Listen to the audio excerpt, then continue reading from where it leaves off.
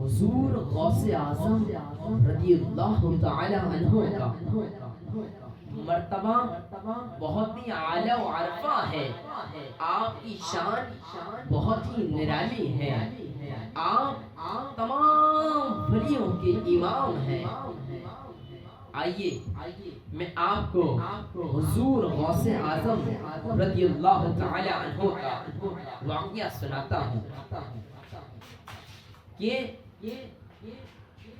حضرت شیخ سعدی شیرازی رضی اللہ تعالی عنہ فرماتے ہیں کہ ایک بندہ مطاف میں کنکروں کے اوپر اپنی پیشانی رکھ کر زارو قطار روتا ہے.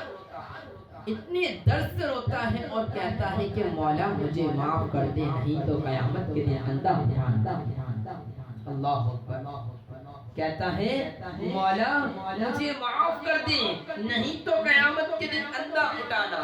اتنے درد سے روتا ہے, کہتا ہے مالک میں تیرا کیا تیرے بندوں کا بھی سامنا نہیں کر سکتا, مجھے معاف کر دے. وہ اتنے درد سے روتا ہے کہ لوگ اپنی دعائیں چھوڑ کر اس کے لیے دعائیں شروع کر دیتے ہیں اور کہتے ہیں کہ مولا اس بیچارے کو معاف کر دے, اس بیچارے کو معاف کر دے. ایک بندہ تو سب کچھ چھوڑ چھاڑ کر اس کے پاس کھڑا ہو گیا اور کہتا ہے کہ مولا اسے معاف کر دے. کافی دیر کے بعد وہ شخص جو رو رہا تھا وہ جانے لگا. اس شخص کو تجسس تھا کہ دیکھوں تو صحیح یہ کون ہے. جاتا ہے, دیکھنے کی کوشش کرتا ہے اور ساتھ میں سوچتا ہے کہ میں اس کو تسلی بھی دوں کہ اللہ بڑا رحیم ہے, وہ بڑا کریم ہے, تجھے معاف کر دے گا. وہ جیسے ہی جھک کر جھانک کر دیکھنے کی کوشش کرتا ہے تو چیخیں نکل جاتی ہیں. کیا دیکھتا ہے؟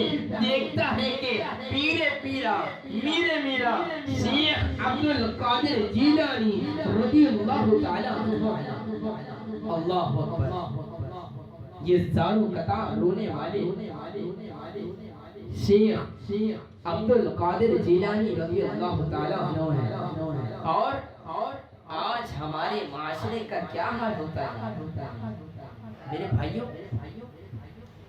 کیا حال ہوتا جا رہا ہے کہ غیبت کو غیبت نہیں سمجھ رہے, برائی کو برائی نہیں سمجھ رہے, گناہ کو گناہ نہیں سمجھ رہے, بلکہ فخر سے گالی دیتے ہیں, فخر سے غیبت کرتے ہیں. میرے بھائیوں ہمیں اس پر سوچنے کی ضرورت ہے.